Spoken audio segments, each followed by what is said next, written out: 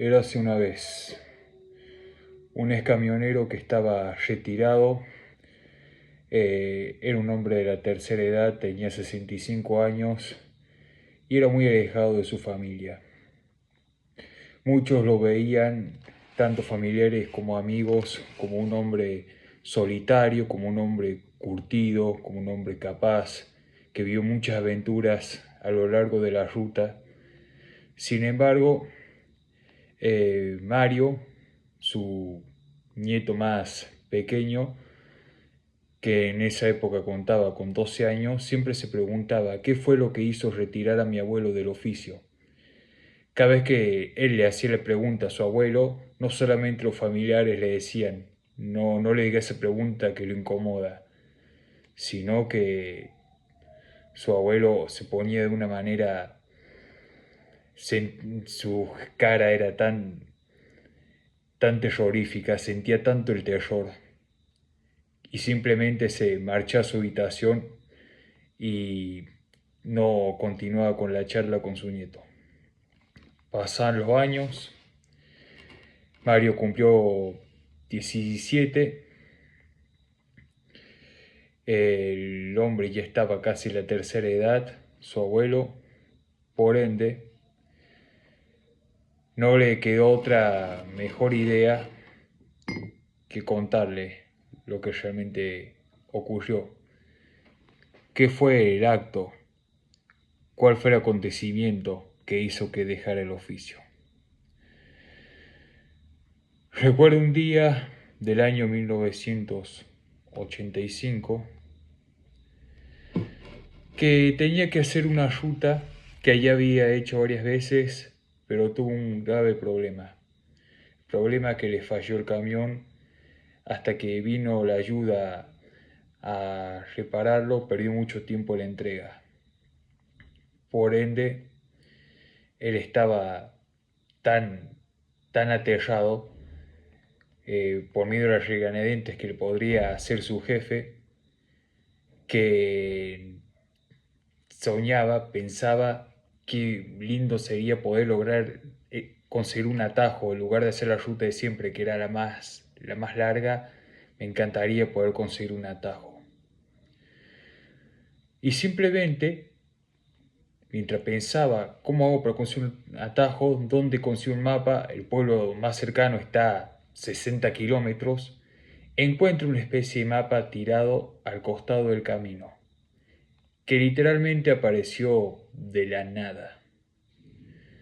Ve el mapa y dice que siguiendo recto por la ruta 50, dentro de 120 kilómetros iba a haber un atajo, un camino de tierra, que consiguiendo ese atajo iba a poder salir a la salida principal en 2 horas, en lugar de encontrar esa salida siguiendo la ruta normal en 5 horas.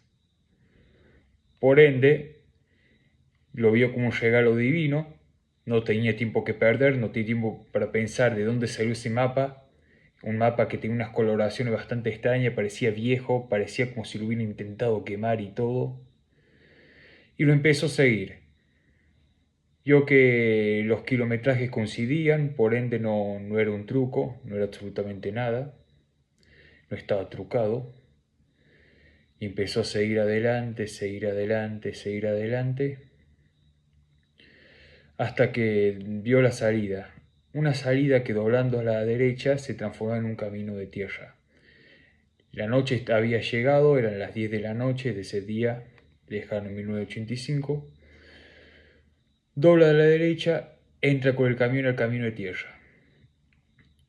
Y una de las cosas más extrañas que empezó a pensar es que en principio el camino era pasar entre montes y un camino pavimentado, para luego, 20 kilómetros después, ser un camino de tierra. 10 kilómetros después, el camino era casi intransitable. literalmente tenía que bajar la velocidad del camión para ir pasando. Él se sentía cada vez más incómodo, se sentía cada vez más arrepentido de tomar la decisión de ir por ese supuesto atajo que no había visto nunca antes, solamente lo descubrió gracias al mapa. Y curiosamente, mientras empezaba a ir, se empezaron a sentir unos ruidos muy extraños, algo como si fueran gritos, por decirlo así, gritos lejanos pero persistentes.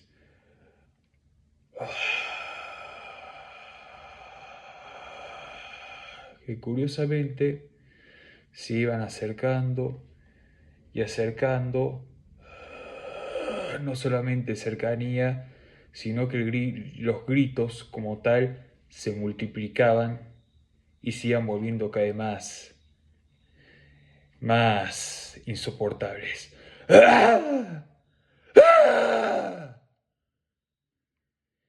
Él empezó a sentirse muy incómodo, empezó a ver para todos lados dentro del monte de donde venían los gritos y empezó a ver que los gritos venían de cuerpos colgados en los árboles, cuerpos en descomposición, colgados como si hubieran sido asesinados o se hubieran suicidado, ahorcados, que no solamente están los cuerpos en estado avanzado de descomposición, putrefactos, sino que él jura hasta el día de hoy que veía como lo que quedaba de sus ojos en la mayoría y sus bocas se movían de maneras viscerales y omitían gritos tan horribles que sentía que su alma se iba a escapar de su cuerpo.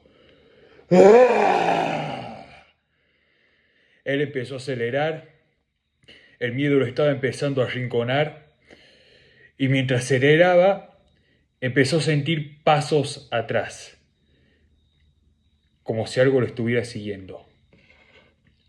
Se fija en el espejo retrovisor y lo que ve hasta el día de hoy, cada vez que lo quiere contar, arruga la cara, empieza a llorar.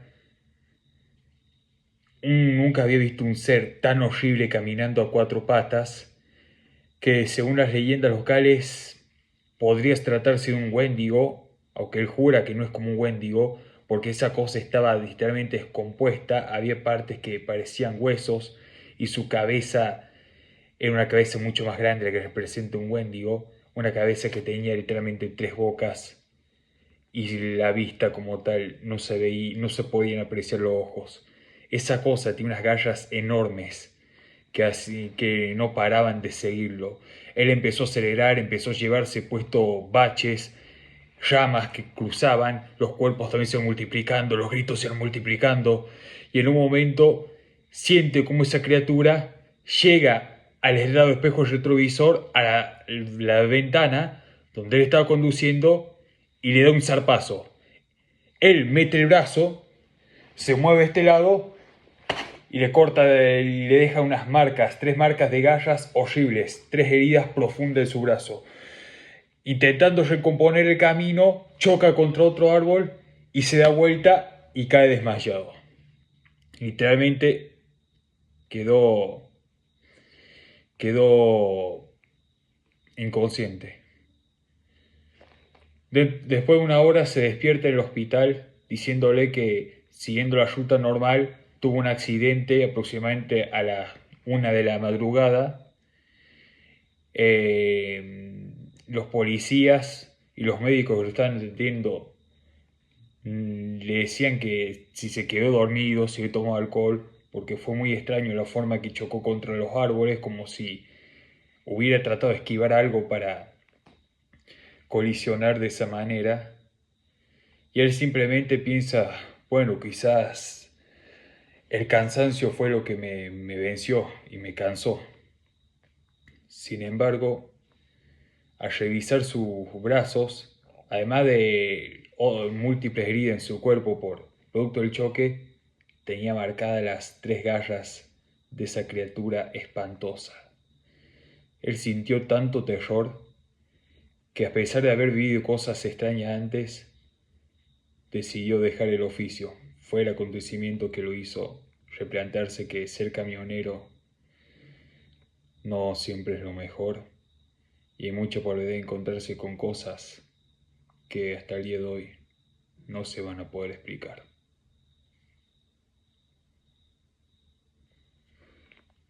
Muchos dicen que las historias de terror más oscuras, más recalcitrantes, más sangrientas, más inexplicables, tienen que suceder sí o sí durante la noche.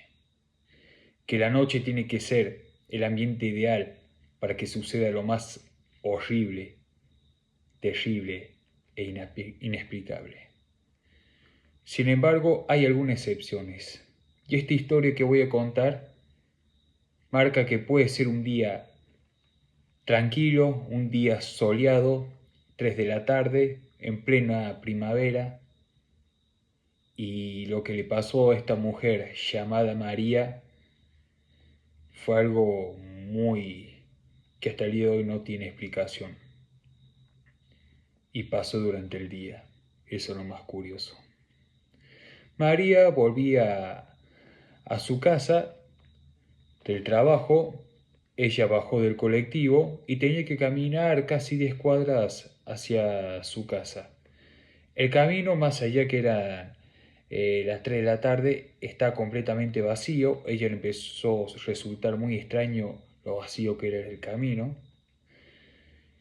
Y mientras iba avanzando, vio que se reflejaba de una manera muy notable la sombra de ella. Ella caminaba con un vestido rosa, con una cartera que iba así, en zigzag, y esa imagen se reflejaba en la pared de las calles contiguas, de las casas contiguas. Le pareció gracioso ver cómo verse su propio reflejo en forma de sombra andando. Miró para otro lado. Sin embargo, María empezó a sentir una inquietud que no la abandonaba, y una inquietud que literalmente le obligó a mirar de nuevo la sombra. Ella empezó a notar algunos cambios extraños en la sombra. Parecía ligeramente más alta, las extremidades parecen haberse vuelto más flacas, y eso no le llama tanto la atención. Quizás sea el sol que haga algún efecto extraño, pero sigue sintiendo mucha incomodidad. Gira la cabeza, camina unos metros, vuelve a mirar la sombra, siente una necesidad de verla y ve que la sombra, además de ser más alta y de tener las extremidades flacas, daba la sensación de que ya no caminaba normalmente. Era como que si las rodillas hubieran entrado adentro, se hubieran dado vuelta. El camino era tortuoso, era muy duro, y ella sentía una impresión gigante. Empezó a sentirse tan incómoda que no pudo seguir viendo la cabeza, no pudo pensar que sus rodillas normales estuvieran dadas vuelta, el dolor que tendría que sentir y la incapacidad de caminar para toda su vida si realmente le pasara lo que bien reflejada en la sombra. Le estaba carcomiendo la conciencia. Ella siguió caminando 2 cuadras más, luego gira la cabeza. La sombra está más alta, las piernas están deformes, los brazos están deformes, además de más enflaquecidos, y lo que debería ser su cabeza es algo tan repugnante, tan horrible, tan descompensada del resto de su cuerpo, y lo que debería apreciarse, esos reflejos de su cara, parecía algo demoníaco, algo oscuro, algo maligno, que ella literalmente empezó a llorar de terror y empezó a correr, y correr, y correr, y correr. Estaba a 3 cuadras de la casa, tenía que seguir corriendo, tenía que evitar la sombra. Sin querer, mira de nuevo para la sombra.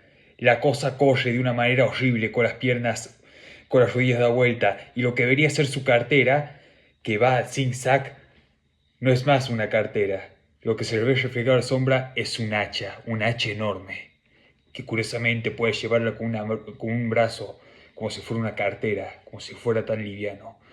Ella empieza a correr, está muy cerca de su casa, pero se tropieza. cae en el piso y ella comete el error más grande de toda su vida, volver a ver el reflejo de su sombra. A diferencia de ella que estaba arrodillada, la sombra literalmente estaba parada, tenía un tamaño de casi 3 metros y simplemente tenía el brazo levantado con un hacha.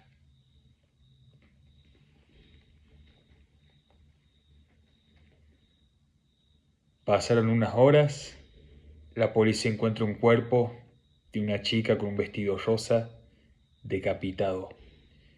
No hay rastro del arma homicida. Más tarde la identificarían como María y estaba casi frente a su casa. Nadie vio absolutamente nada. Nadie supo qué pasó. Es un caso que todavía no se resolvió y simplemente marca que el día no siempre te va a cuidar de las cosas más aterradoras que en este mundo.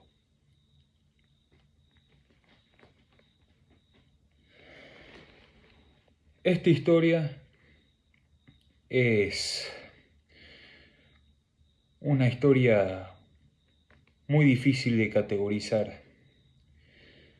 Mucha gente se va a horrorizar, mucha gente no la va a aguantar. Y si hay gente que está muy trastornada, que tiene muchos problemas mentales, que siente que el mundo está perdido y ha perdido toda esperanza que se puede levantar, recuperar, tranquilamente podría darle hasta un poco de risa la siguiente historia. Esta historia habla de Johnny, una persona que siempre estuvo por el mal camino, arrancó siendo un ladrón para luego transformarse en narcotraficante. Él conoce a otra chica, una chica con la cual se enamoró, se llama Carla, que está en sus mismos pasos. Y mientras iban teniendo aventuras, escapando de la ley, porque ya la policía lo estaba buscando hace mucho tiempo, Carla le comenta que queda embarazada. Johnny no solamente está cada vez más rinconado por la policía, sus patrones literalmente lo están entregando porque todos los que facilitan la mercancía para vender estaban cayendo y siempre le delataban a Johnny. Por ende, Johnny y Carla se tenían que escapar para muchos lados, no tienen residencia tranquila. Y en ese tumultuoso andar o vivir nace su hijo. Él siempre sintió que su hijo fue un estorbo, nunca lo quiso. De hecho, él exigió a Carla que lo aborte, pero ella nunca lo quiso abortar. Y no solamente le costó la tranquilidad, le costó saber que tenía una boca que alimentar cuando él no se podía salvar ni él mismo, sino que al ser eh, al no haberse tratado las heridas debidamente, Carla empezó a tener una infección que con el paso de 3 meses llevó a su muerte. Por ende, Johnny tiene que hacerse cargo de su propio hijo, que literalmente, según su mente enferma, le quitó al amor de su vida, le quitó la tranquilidad, era una carga, él tenía que escapar de la policía. ¿Y qué podía hacer con esa criatura? Con esa criatura que lo único que hacía era una criatura que no lo dejaba en paz. Solamente lloraba, quería afecto, quería amor. Y él no se lo podía dar, ni se lo quería dar. ¿Cómo puedes hacerme de este demonio, de esta criatura del demonio?, pensaba Johnny. ¿Llevarlo a dotar? No, me van a atrapar la policía, es muy arriesgado. Por ende tomó la decisión más difícil o más fácil dependiendo su estado mental. Según Johnny fue la más fácil, nunca quiso a su hijo. Simplemente lo metió en una bolsa con unas piedras, lo tiró en un riachuelo y Suspirando, mientras la bolsa se hundía, decía: qué bueno que no voy a escuchar más esos gritos de esa criatura que me sacó todo lo que yo más amaba. Pasan 2 días, Johnny logra salir del país, da la sensación que no hay rastro de la policía, como si se hubieran olvidado de buscarlo. Se siente cómodo porque al parecer se va a encontrar con un capo de la mafia que lo va a ascender y le va a poner otro cargo muy importante, va a tener menos exposición a las calles. Pero justo cuando se estaba por encontrar con esa persona, con ese capo de la mafia, empieza a escuchar algo que solamente él puede escuchar. Un llanto que le resulta muy familiar.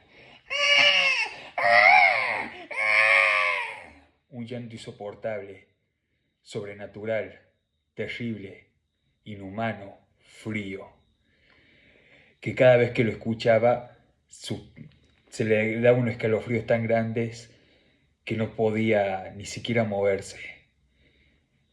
Los pasó a escucharlo 3 veces al día, a escucharlo 6 veces por día, hasta llegar un momento con el paso de las semanas que no paraba de escuchar. No había forma de escucharlo, se podía tapar los oídos, se podía encerrar en un lugar, pero, en un lugar sellado, pero siempre iba a escuchar esos llantos terribles, que no lo dejan dormir, no lo dejan pensar. Ponía música fuerte y aún así lo seguía escuchando. Sentí un terror tan grande, sentía que el karma de alguna manera lo estaba viniendo a buscar, que esa cosa, que entre comillas era su hijo, lo estaba viniendo a buscar y no lo iba a dejar libre. No lo iba a dejar libre después de lo que le hizo, de ahogarlo como si fuera un animal, como si fuera poca cosa. Llega un momento que Johnny está tan harto de escuchar esos llantos continuos que decide entregarse a la policía. Pero al entregarse a la policía y a seguir escuchando los llantos, en pleno juicio empieza a gritar, a romper todo dentro del estrado, por lo que se ve condenado a pasar días interminables en un asilo psiquiátrico. Sin embargo, ni siquiera ahí tuvo paz Johnny. Los llantos seguían y seguían y seguían. Se deformaban, se ponían más oscuros. Johnny hasta decidió tomar una decisión muy fuerte: agarrar este clavo y clavárselo a la oreja, destrozarse los tímpanos. Así, empezó a clavársela, clavarse, en una oreja y la otra, clavarse con la esperanza, además ya del dolor y el charco sanguinolento que era su cara y el piso y todas sus ropas. Pensar que no iba a sentir más esa criatura asquerosa que era su hijo, esa criatura que solamente quería amor de su papá. Pero a pesar de destrozarse los tímpanos con un destornillador parecido a clavársele a cada rato, perforárselos de una manera terrible, siguió escuchando a su hijo. Sabiendo que las enfermeras y los encargados lo iban a buscar y lo iban a sedar, y ni siquiera sedado iba a poder escapar de esos llantos terribles, decide simplemente agarrar el tornillo ensangrentado y de una manera sobrehumana y antinatural se desvive, con la única esperanza de no escuchar ese llanto tan horrible que simplemente vino a pedir lo que realmente quería de él: un poquito de amor y contención.